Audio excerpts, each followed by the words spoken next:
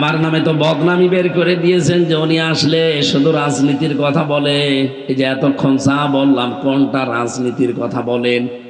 কোরআনের কথা বলতে গেলে কারো সাথে যদি রাজনীতি মনে হয়, হায় এটা আমার রাজনীতি। আমার তাফসির যদি আপনি ভুল ধরতে পারেন তাহলে আলেম নিয়ে আসেন। আপনি এমন ফতোয়া দেন যে কোরআনের সাথে রাজনীতির সম্পর্ক নেই। আমার এই ছোট্ট মাথায় এই কোরআন সম্পর্কে আমি 918 জায়গায় পেয়েছি যে কোরআন দিয়ে রাজনীতি করা লাগবে। আমার এই ছোট মাথায় যদি এতগুলো আয়াত থাকে রাজনীতির, যারা বড় বড় মাথা আছে ও তো আরো বেশি পাবে। আর যে লোকটা ফতোয়া দেয় যে কোরআনের সাথে রাজনীতির সম্পর্ক নেই, আল্লাহর কসম উনি যদি আমার সামনে সূরা ফাতিহা শুদ্ধ করে পড়তে পারে আমি মিষ্টি খাওয়াবো।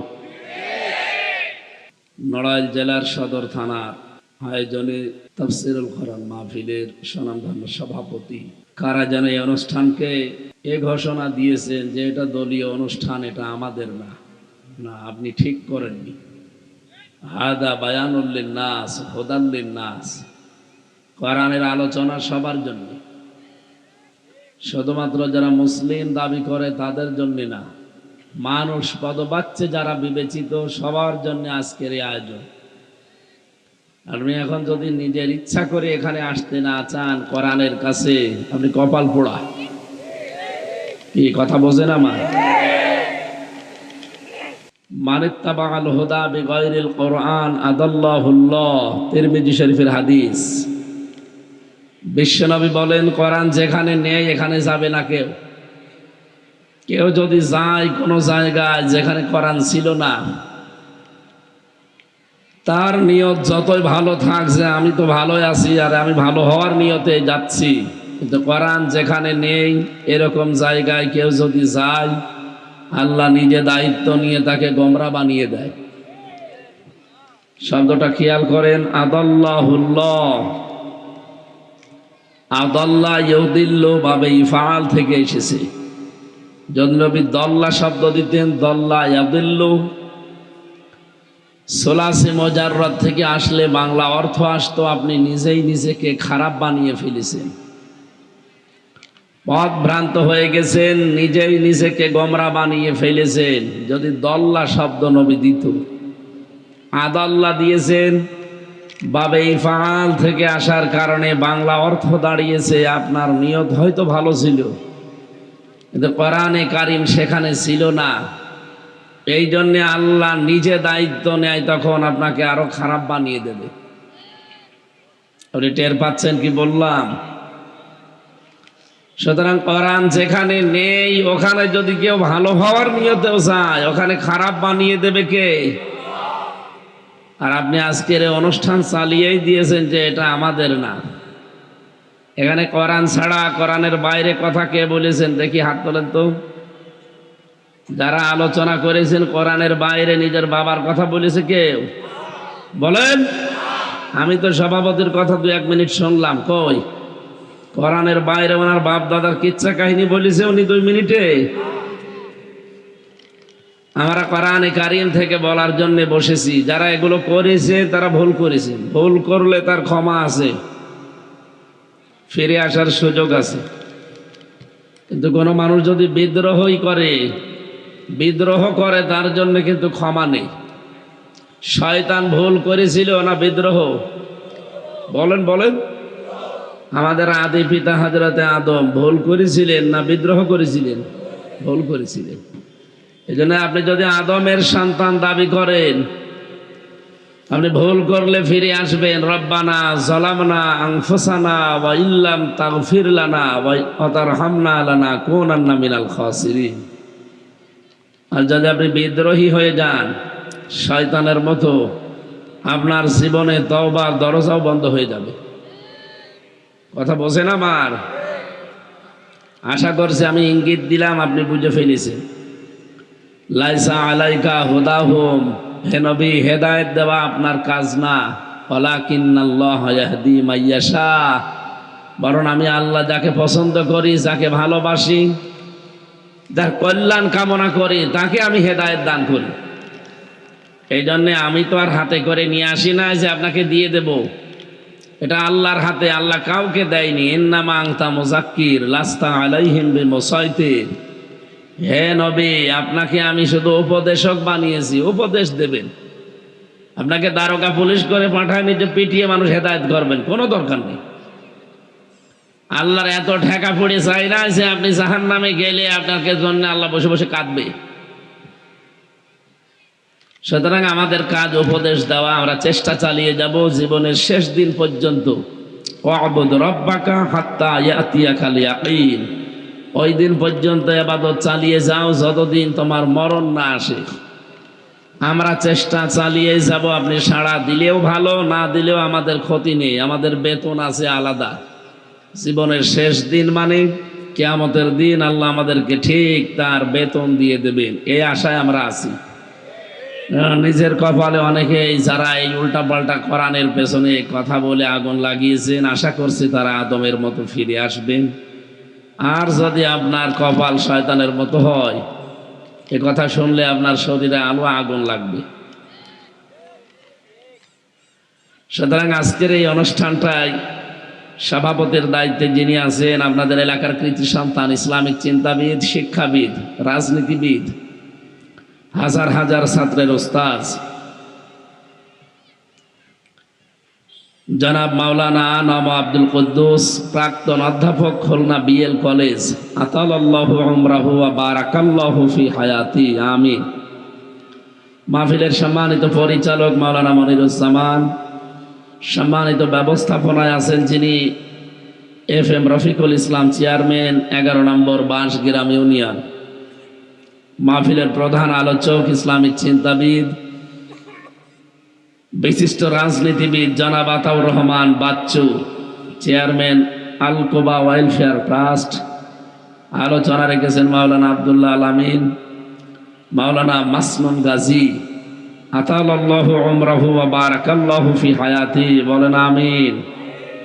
প্রধান অতিথি হিসাবে উপস্থিত আছেন সাধারণ সম্পাদক বাংলাদেশ জাতীয়তাবাদী দল নড়াইল জেলা আলহাজ মনিরুল ইসলাম, বিশেষ অতিথি মাওলানা ওবায়দুল্লাহ কায়সার, মুফতি ওয়াকিউজ্জামান, মঞ্চে বসা ওলামা ইকরাম। সময় নেই, এই জন্য হাজারো মানুষের নাম ধরে ধরে আর দোয়া করতে পারলাম না, একবারে দোয়া করছি। ওয়া রাফা'না লাকা যিকরাক।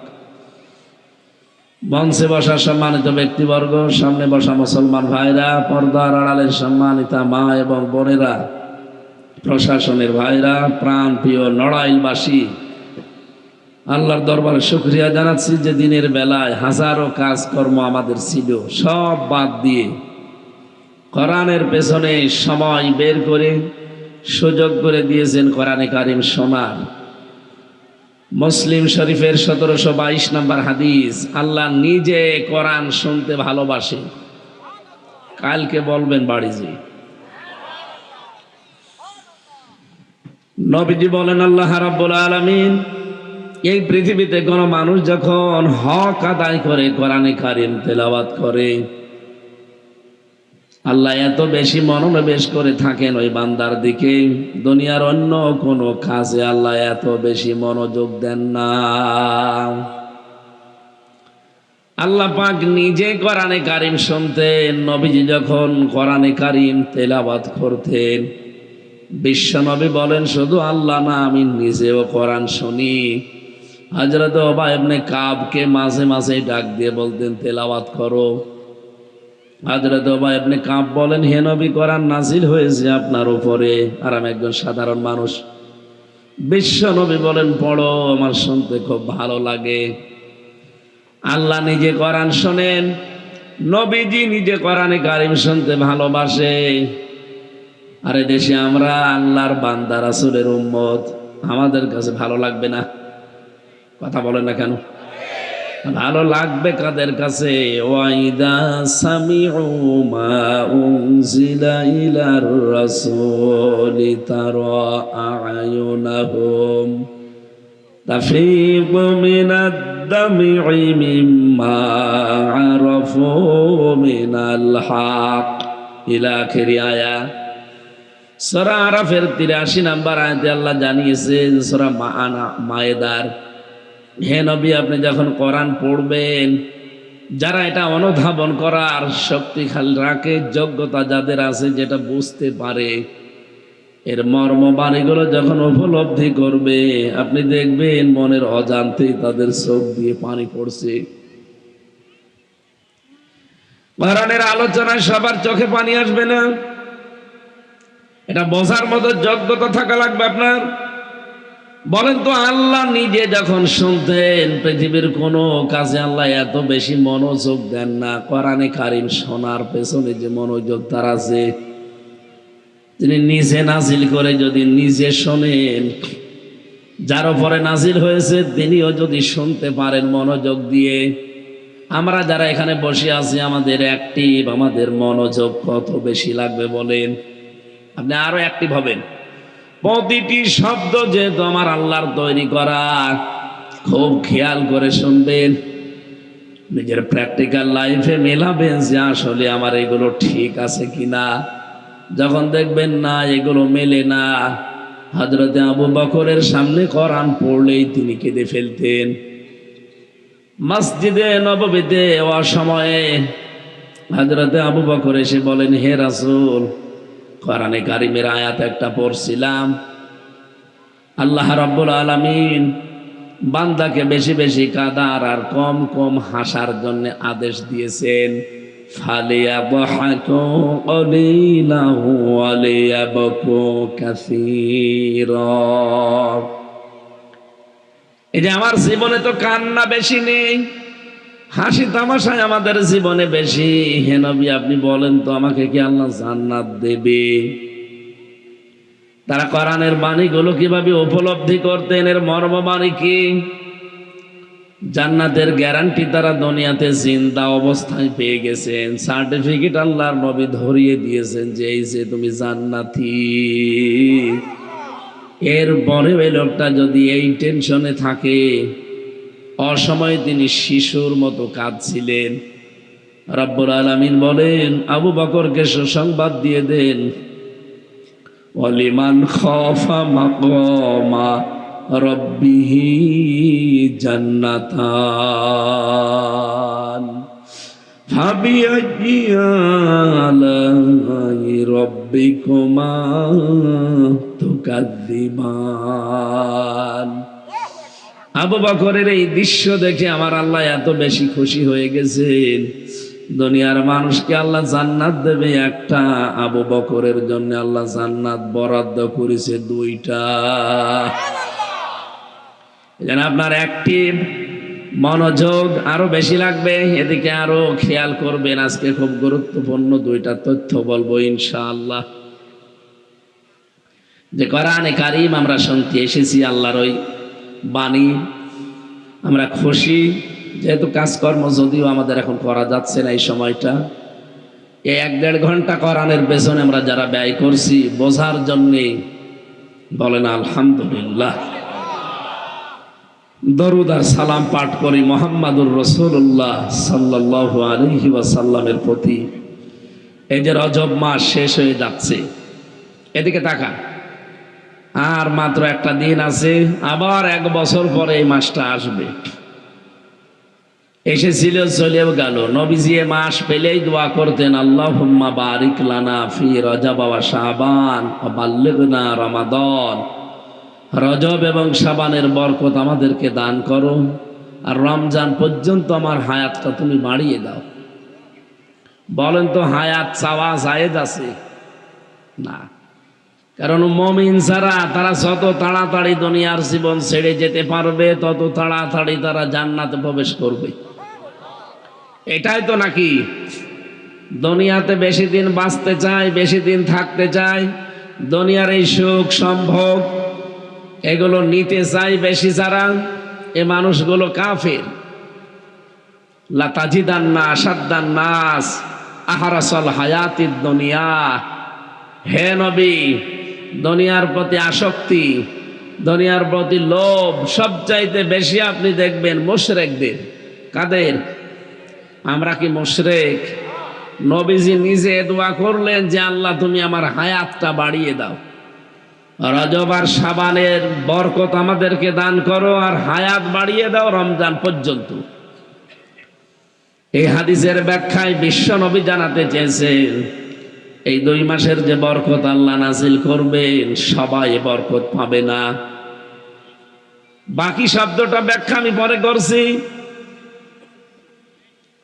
রজবের যে গুরুত্বপূর্ণ বরকত গুলো আল্লাহ রাব্বুল আলামিন বান্দার জন্য নাজিল করবেন, বিশ্ব নবীকে আল্লাহ দিয়েছিলেন ওই বরকত। 53টা বছর তিনি দুনিয়ার জীবনে কষ্টে ছিলেন, বিশেষ করে 40 থেকে 53 এই 13 বছর পুরাটা জীবনে জুলুম, অত্যাচার, নির্যাতনের পুরা স্টিম রোলার চলেছে তার উপরে। 53 বছরে তার বড় বড় 2টা ছায়া আল্লাহ তুলে নিলেন। একটা তার চাচা আবু তালেব, আর একটা তার স্ত্রী খাদিজাতুল কুবরা রাদিয়াল্লাহু তাআলা আনহা। এই 2 জনকে আল্লাহ যখন তুলে নিয়েছিলেন, মাথার উপর থেকে এই 2টা ছায়া চলে যাওয়ার পরে নবীজি সবচাইতে বেশি দুঃখে ছিলেন এই বছরে। এই জন্য দুঃখের বছর বলা হয়, আমুল হুজুন। নবীজিকে রব্বুল আলামিন ডাক দিয়ে খবর পাঠিয়ে দিলেন জিবরাইলকে যে সামনে আপনাকে আমি একটা দেশ হাতে তুলে দেব, এখনো দেয়নি। সামনে আপনাকে একটা দেশ আমি হাতে তুলে দেব। এই দেশটা কল্যাণময় যদি আপনি করতে চান, শান্তি, স্বস্তি, নিরাপত্তা দিয়ে যদি দেশটাকে আপনি ঢেকে রাখতে চান, আমি নিজের কাছে নিয়ে আসবো আপনাকে। একটা 2টা না, 27টা জিনিস আপনাকে আমি দেখাবো, 14টা জিনিস আমি শেখাবো, পৃথিবীতে আবার ফেরত পাঠাবো। দুনিয়া কল্যাণময় হয়ে যাবে যদি এই 14টা কাজ আপনার জাতি করতে পারে। বলেন সুবহানাল্লাহ। বাংলার মুসলমানেরা আমরাও 53 বছর পার করে ফেলেছি, কথা বলে না কেন? নবীজি তো 13 বছর বেশি কষ্ট পেয়েছিলেন, আর আমরা অলরেডি 15 বছর বেশি কষ্ট পেয়েছি। 53 বছরে সবচাইতে বেশি কষ্টে ছিলাম এই দেশের মুসলমানেরা, কথা বলেন ঠিক কিনা? তাহলে নবীজির চাইতে অলরেডি 2 বছর বেশি হয়ে গেছে। 53 বছরে তাকে যেহেতু আল্লাহ একটা নতুন রাষ্ট্রের সংবাদ দিয়েছিলেন, 53 বছর বয়সে নতুন একটা রাষ্ট্রের সন্ধান দিয়েছিলেন। এই নতুন রাষ্ট্রটা আপনি গঠন করবেন, কল্যাণময় করতে হলে কিছু কাজ করা লাগবে। আপনাকে আমি নিজে দেখাবো এই কাজগুলো। এই জন্য 27টা বছর এই রজব মাসে তাকে নিয়ে 27 বছর একাধারে বিভিন্ন জিনিসগুলো তাকে দেখিয়েছেন। আল্লাযী বারাকনা হাওলাহু লিনুরিয়াহু মিন আয়াতিনা। ভালো করে খেয়াল করবেন, আমি কিন্তু গতানুগতিক কথা বলি না। দেখবেন কত ব্রিফলি আছে এই আলোচনাটা। নবীজিকে এই মাসেই তাকে নিয়ে গেলেন 27 বছরের বিশাল সফর। মাত্র 27টা জিনিস তাকে দেখিয়েছেন। কয়টা বলেন তো? 27টা জিনিস দেখতে 27 বছর লাগে? কি জিনিস দেখলেন তিনি যে এত বছর লাগবে? 2 নম্বরে তাকে আল্লাহ 14টা জিনিস নিজে হাতে কলমে শিখিয়ে দিলেন যে আপনি এবার যান। আপনার যে রাষ্ট্রটা আপনি উপহার পাবেন মদিনা, এই মদিনাকে কল্যাণময় যদি আপনি করতে চান, মদিনার জনগণকে যদি জনসম্পদে পরিণত করতে চান, আপনাকে 14টা কাজ ব্যক্তি, পরিবার আর সমাজ, রাষ্ট্রে মাস্ট বি করা লাগবে। কারণ এগুলো সব আমি আল্লাহর রায়, আমার আইন। বলেন তো এখানে রায় শব্দটা বোঝেন না? রায়, রায় বোঝেন? এদেশেও রায় হয় কয়টা? 4টা। বাংলাদেশের বিচার ব্যবস্থায় 4 প্রকার রায় আমরা দেখেছি। নড়াইল জেলা না এটা? এই জেলায় আদালত আছে। আপনি ম্যাজিস্ট্রেট কোর্টে যাবেন, সেখানে একটা রায় হবে। এরপরে যদি বলেন যে না, এর রায় আমি মানি না, আপনার বিরুদ্ধে রাষ্ট্রদ্রোহী মামলা হবে। আপনি এতটুকু বলতে পারবেন যে আমি ন্যায় বিচার পাইনি, আমি একটু ভালো জায়গায় যাব, আরো উপরে যাব। যান, আপনি ম্যাজিস্ট্রেট কোর্ট থেকে যাবেন জজ কোর্টে যান। নড়াইল জজ কোর্ট আছে না? জজ কোর্ট থেকে যদি আপনার বিরুদ্ধে রায় আসে, আপনি কিন্তু বলতে পারবেন না যে আমি মানি না, তাহলে আবার উল্টা মামলা হবে। এতটুকু বলার ক্ষমতা আপনার আছে যে আমি ন্যায় বিচার পাইনি, আমি রায় আরো উপরে নিয়ে যাব। এবার আর জেলা শহরে হবে না, বাংলাদেশের 64 জেলার কোনো জায়গায় হবে না, যাওয়া লাগবে কোথায়? ঢাকা। ঢাকার হাইকোর্টে যাওয়া লাগবে। এখানে যারা হাইকোর্টে গেছেন দেখেন, হাইকোর্টের সামনে একটা জিনিস টাঙানো আছে, কি নাম? কি? দাড়িপাল্লা। আপনি আবার রাগ করবেন না তো, বলছে দাড়িপাল্লার পক্ষে আমি না, কিন্তু দাড়িপাল্লা দিয়ে একটা জিনিস সরকার আমাদেরকে বোঝাতে চায়। 18 কোটি জনগণকে সরকার বোঝাতে চাচ্ছে এখানে কিন্তু দাড়িপাল্লা টাঙানো। নবীজিকে আল্লাহ প্রথম যে জিনিসটা মেরাজে নিয়ে দেখিয়েছিলেন তার নাম মিজান। মিজান মানে না। এখানে যারা লেখাপড়া করেছে বা কোরআন স্যার বসে আছে, জীবনে কোনো জায়গায় আপনি পড়েছেন যে মিজান মানে দাড়িপাল্লা? আমি তো পাইনি। আরে ভাই, আমার কোরআনের উপরে অনার্স মাস্টার্স করা আছে, অন্তত আপনার চাইতে কোরআনের উপরে দক্ষতা আমার হালকা হলেও বেশি আছে। তো কই এতদিন পর্যন্ত কোরআনে কারিম পড়ছি, এর পুরাটার অভিধান আমার তো জানা আছে না। কারেন্ট চলে গেছে, এমন সময় গেল। কথা বলা যাবে না, ভালো করে শুনবেন। আমি 10 মিনিট কথা বললে সেখান থেকে 20টা জিনিস বের করব, ভালো করে শোনেন। আছেন এদিকে? আছেন? মিজান মানে সারা জীবন আমরা শুনছি দাড়িপাল্লা, কই কোন জায়গায় তো আমি পেলাম না। আপনি কোন জায়গায় পেয়েছেন? আপনিও পাননি, শুধু শুনিয়েছেন। বলেন না কেন? বলেন তো, কে পেয়েছেন যে মিজান মানে দাড়িপাল্লা? কোন অভিধানে আছে বলেন?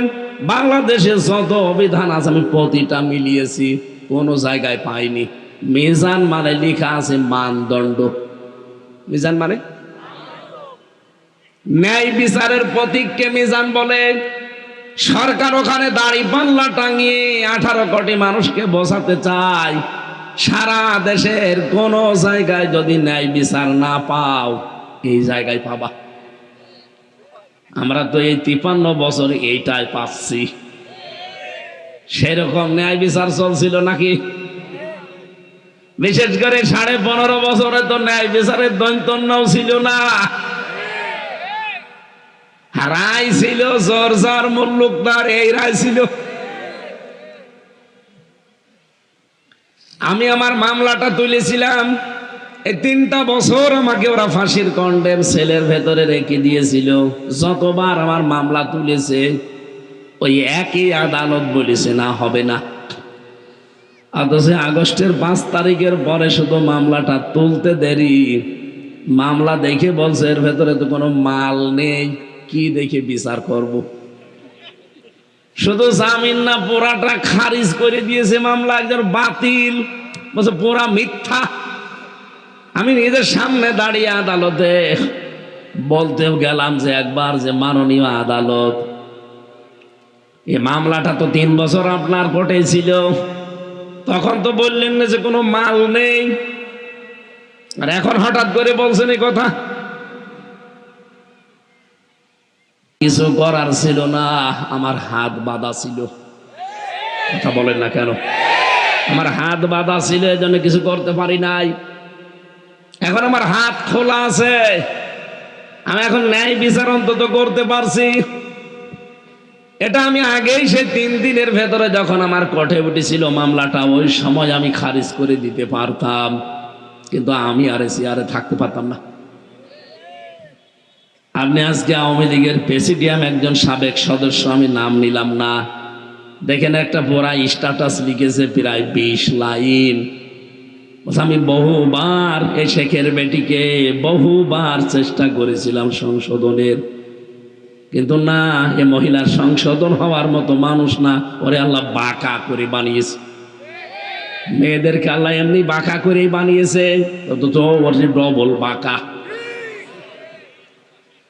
কতবার আমি ওই প্রেসিডিয়াম সদস্য থাকাকালীন সংশোধন করার জন্য ইঙ্গিত দিয়েছি, মানে তো নাই।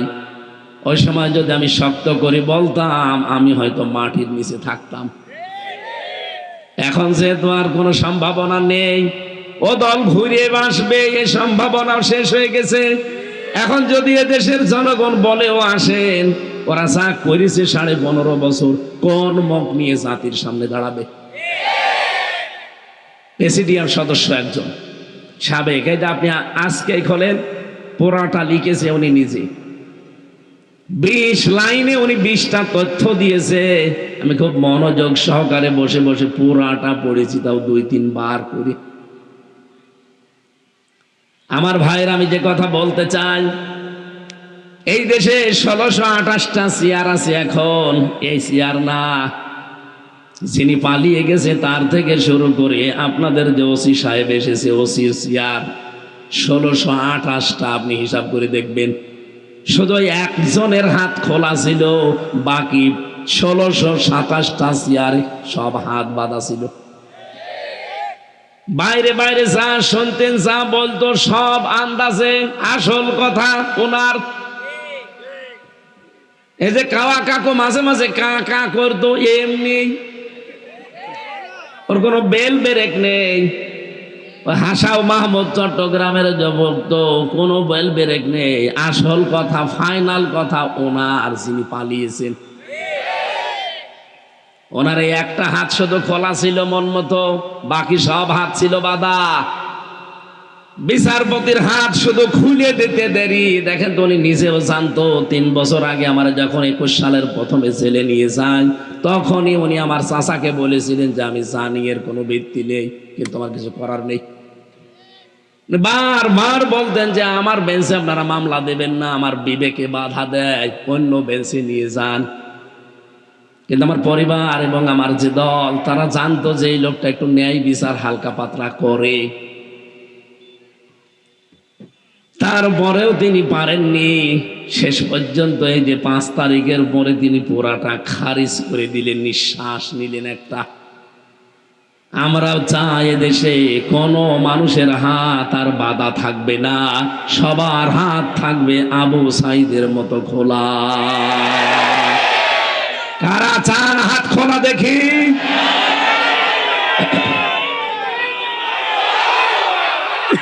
আলহামদুলিল্লাহ। তাই আমি তাকবীর এত শুনতে চাই না, কথাগুলো বুঝতে হবে। যারা হাত তুললেন যে সামনে, আমরা সবাই হাত খোলা রাখতে চাই। এখনো অনেককে আমরা দেখি, অনেকে হাত বেঁধে দেওয়ার মতো কাজ কারবার করছেন। জাতির কাছে আপনি চাঁদা চান, জাতির যদি হাত সত্যি খোলা লাগতো, চাঁদা না, দয়া কারো দিত না। কথা বলে না কেন? আমার নামে তো বদনামি বের করে দিয়েছেন যে উনি আসলে শুধু রাজনীতির কথা বলে। এই যে এতক্ষণ যা বললাম, কোনটা রাজনীতির কথা বলেন? কোরআনের কথা বলতে গেলে কারো সাথে যদি রাজনীতি মনে হয়, হায় এটা আমার রাজনীতি। আমার তাফসির যদি আপনি ভুল ধরতে পারেন, তাহলে আলেম নিয়ে আসেন। আপনি এমন ফতোয়া দেন যে কোরআনের সাথে রাজনীতির সম্পর্ক নেই। আমার এই ছোট্ট মাথায় কোরআন সম্পর্কে আমি 918 জায়গায় পেয়েছি যে কোরআন দিয়ে রাজনীতি করা লাগবে। আমার ছোট মাথায় যদি এতগুলো আয়াত থাকে রাজনীতির, যারা বড় বড় মাথা আছে ও তো আরো বেশি পাবে। আর যে লোকটা ফতোয়া দেয় যে কোরআনের সাথে রাজনীতির সম্পর্ক নেই, আল্লাহর কসম, উনি যদি আমার সামনে সূরা ফাতিহা শুদ্ধ করে পড়তে পারে, আমি মিষ্টি খাওয়াবো।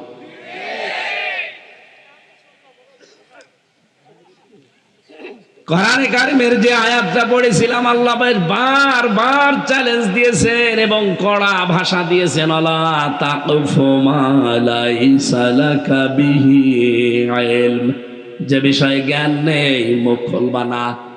আর বাংলাদেশে আমরা দেখি যেটা জানে না ওইটা বেশি করে বলে। এই কথা বলছে না কেন? যে লোকটা কোরআন মানে কি তা জানে না। কোরআন মানে কি কি জানেন? জানেন? কোরআন মানে বহুল পঠিত পাঠ্য। এতটুকু শব্দ যে লোকটার জানা নেই কোরআন মানে, সে যদি বলে কোরআনের সাথে রাজনীতির সম্পর্ক নেই, আরে ভাই আমি রাজনীতি করি এই জন্যই আমি যেন আখেরাতে ধরা না খাই। এই বাংলাদেশে যাদের কর্মজীবন আলাদা আছে, রাজনীতিকে যারা ইবাদত মনে করে, তাদের দ্বারা কোনোদিন দুর্নীতি হওয়ার সম্ভাবনা নেই। আর যাদের কোনো কর্মজীবন নেই, রাজনীতিটাই তাদের কর্মজীবন, ওরা শুধু চেয়ার পেতে দেরি, দুর্নীতি করতে দেরি করবে না। আপনি কি রাগ করলেন? এদেশের অবস্থা তো এইটাই। যাদের কর্মজীবন নেই, যারা এই রাজনীতিকে কর্ম বানিয়েছে, কয়দিন পরেই দেখবেন আঙ্গুল ফুলে কলা গাছ হয়ে যাবে। এটা জাতি 53 বছরে বুঝে ফেলেছে। এই জন্যই জাতি এখন চাচ্ছে যাদের কর্মজীবন আলাদা আছে, আরে মানুষগুলো যারা রাজনীতিকে ইবাদত মনে করে, এরা যদি সামনে চেয়ার পায়, কোনো দিনে দেশে আর সাদাবাজি হবে না। আমির জামাত ডাক্তার শফিকুর রহমান হাফিজাহুল্লাহ যত কথা আজ পর্যন্ত বলেছেন, এই কথাটা সবচাইতে বেশি গুরুত্ব দিয়ে উনি বলেছেন, এদেশে যদি ইসলাম আসে, প্রথম দিনে দেশ থেকে সাদাবাজি ঝাঁটিয়ে বিদায় করা হবে। মানুষ এমনি মানুষ বদনাম দেয় যে হাত বদল হয়েছে, সাদাবাজি করার আগে এই হাত করতো, এখন এই হাত করে। কেন এই কথা বলবে মানুষ? 5 তারিখের পর থেকে যারা এগুলো করছেন, নির্যাতিত, অত্যাচারিত, জুলুমের শিকার শুধু আপনি নিজেই হয়েছেন। কেন আমি জুলুমের শিকার ছিলাম না? আমার বাবার কাছ থেকে ওরা 32টা লাখ টাকা নিল এই 3 বছরে। আমি আকিজ গ্রুপে ছিলাম, সেখান থেকে 32 লাখ টাকা নিয়েছে। আপনার চাইতে তো 3 বছরই বেশি আমি অত্যাচারিত হয়েছি। ওরা আমার জেলের ভেতরে যদি রাখতো তো কয়দিন রাখতে পারতো, অসুবিধা ছিল না। রেখেছে আমার ফাঁসির কন্ডেম সেলের ভেতরে 24 ঘন্টা তালা লাগানো, সিসি ক্যামেরা দিয়ে রেখেছে, আমি যেন কারোর সাথে দেখাও না করি। কয় আমি তো 5 তারিখের পর থেকে ওই টাকাগুলো কালেকশন করতে পারতাম না, যে যারা যারা আমার টাকা নিয়েছে ও ক্ষমতা আল্লাহ আমাকে অলরেডি দিয়ে দিয়েছিল, একটা লোককেও আমি মাফ করতাম না। সব টাকা আমি সাদাবাজি না, আমার আসল টাকায় আমি তুলে নিতাম। বগুড়াতে একটা লোক আমার গাড়ি আটকিয়েছিল, আমাকে তো তাড়া দিয়েছে, ধরতে পারে নাই। গাড়ি আটক করে 1,13,000 টাকা নিয়েছে আমার যারা দায়িত্বে ছিল তাদের কাছে। গাড়িটা পরে ছেড়ে দিয়েছে। 5 তারিখের পরে ওই ওসির চাকরি চলে গেছে। বিভাগীয় মামলা হওয়ার পরে, যেহেতু একেবারে খোদ ছাত্রলীগের থেকে এসেছিল, এজন্য সরকার আসতে দেরি, ওর মাজা কেটে দিতে দেরি করেনি।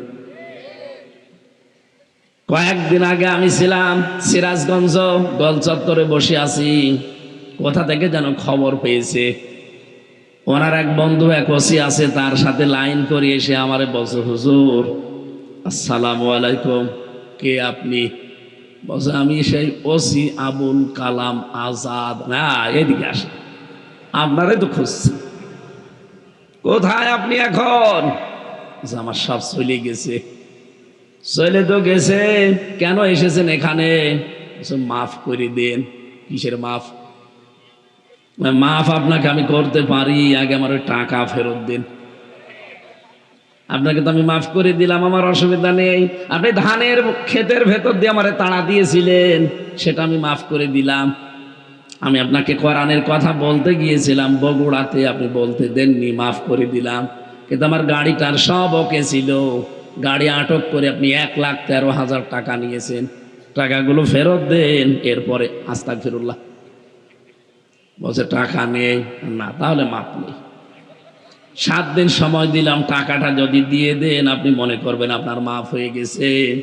1 লাখ টাকা ফেরত দিয়েছে, আর বলছে 13,000 টাকা মিষ্টি খাওয়ার জন্য মাফ। ঠিক আছে, বাংলাদেশে মনে হয় এই প্রথম যে ওসি কাউকে টাকা ফেরত দেয়।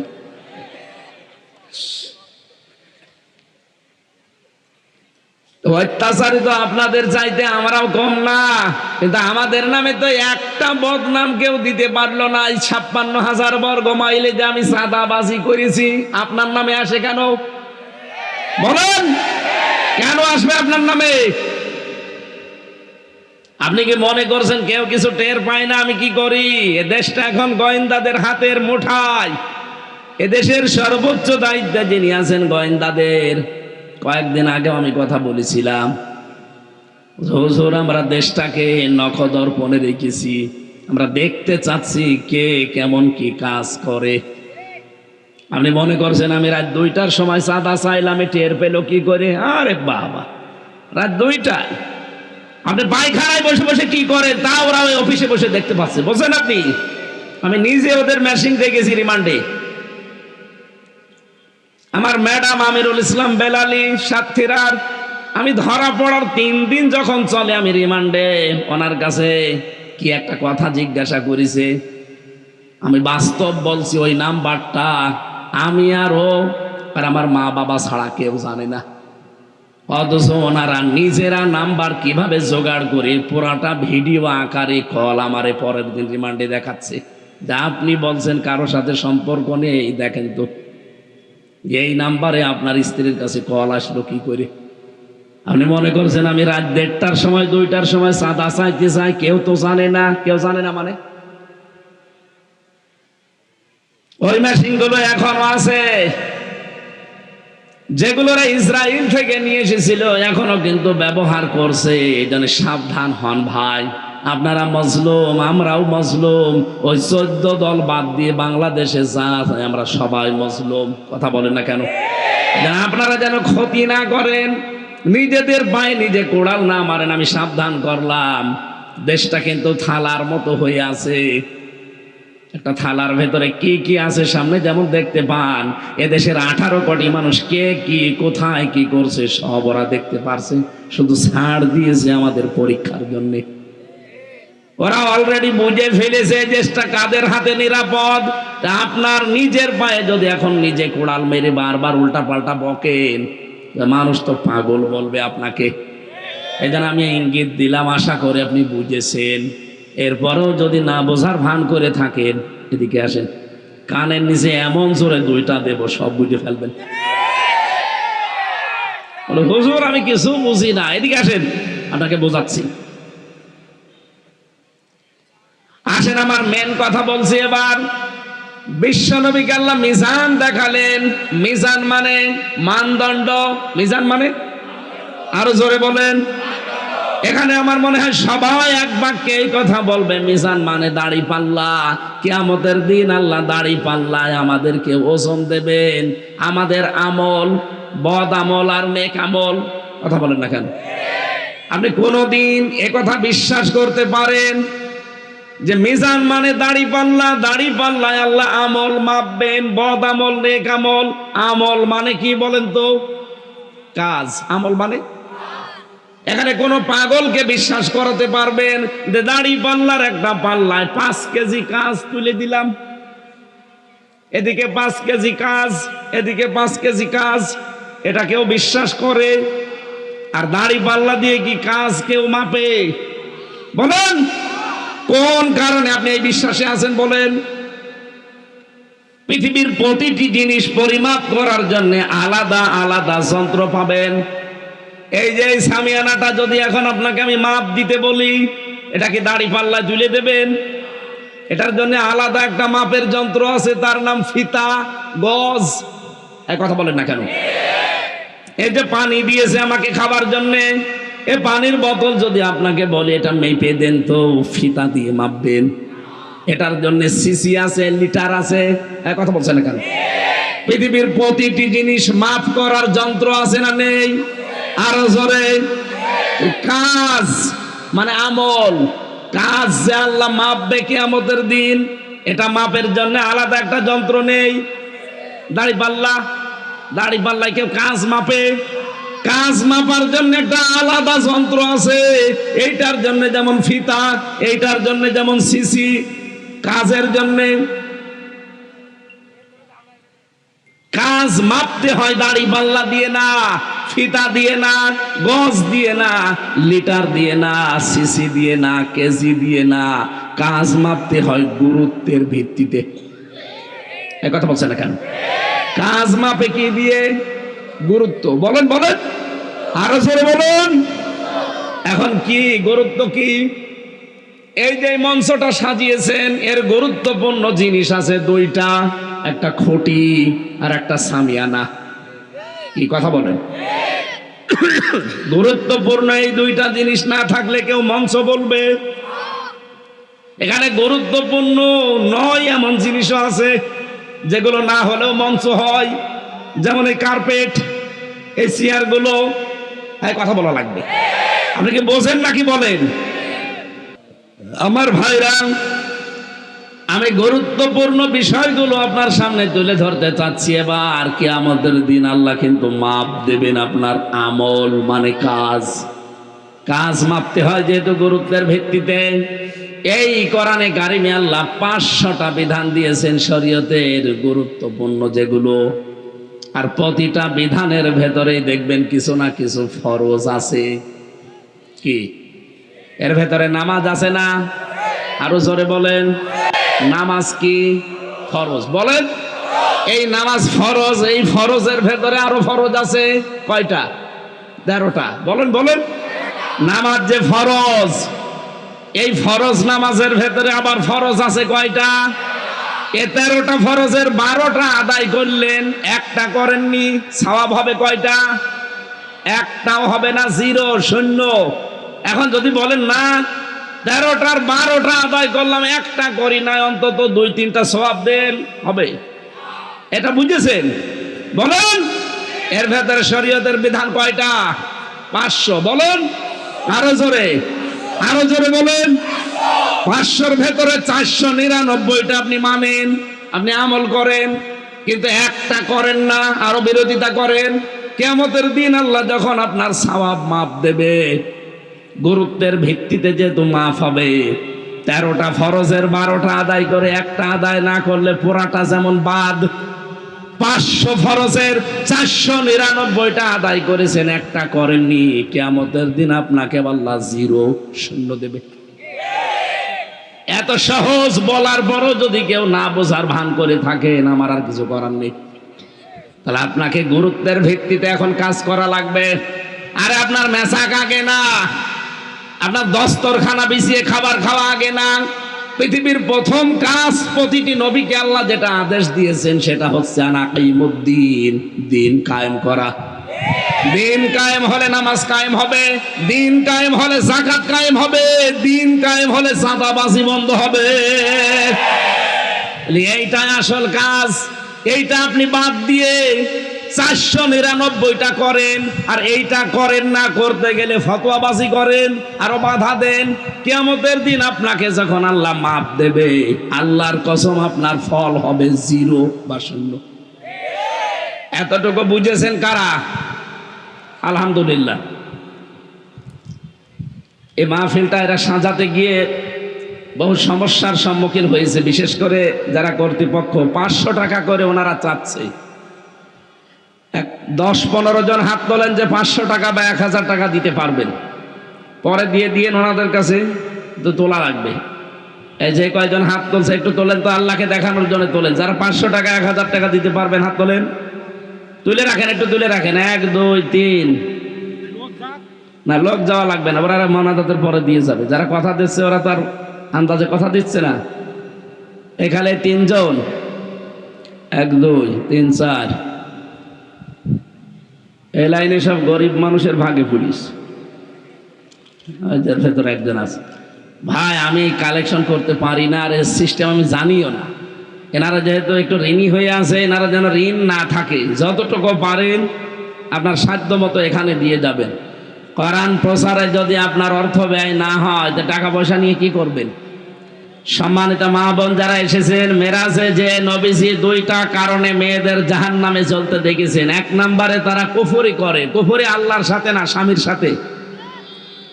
2 নম্বরে তারা দান সাদকা করে না। খাদিজাতুল কুবরার নাম বললাম না, জীবনে তিনি 1 ওয়াক্ত নামাজ পড়েননি, রোজা রাখেননি, একটা জীবনে একটা টাকা যাকাত দেননি, কোনোদিন তিনি হজ করেননি, কোনোদিন তিনি পর্দায়ও থাকেননি, কারণ পর্দার বিধানের সময় নাজিল হয়নি।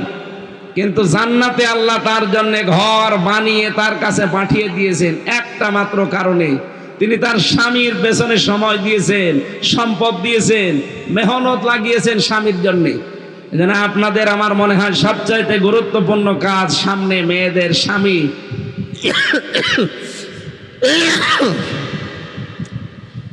তার হুকুম মতো চলা, বিশেষ করে জায়েজ হুকুমগুলো মানা এবং তাকে দ্বীনের পথে চলার জন্য উদ্বুদ্ধ করা। আতাইনু আলা দীনি যাওজাতিহা, ওই মহিলাকে আল্লাহ জান্নাতুল ফেরদাউস দান করবেন যেই মহিলা তার স্বামীকে দ্বীনের পথে চলার জন্যে, মানবতার পক্ষে কাজ করার জন্য পেছন থেকে সাপোর্ট দেয়।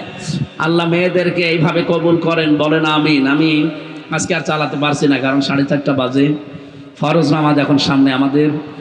আপনারা যে যা নিয়ত করেছিলেন যে টাকা পয়সা এনাদের দেবেন, অবশ্যই ওই কমিটির কাছে দিয়ে যাবেন। আল্লাহুম্মা আমিন। আল্লাহুম্মা গফিরলি ওয়ারহামনি ওয়াহদিনি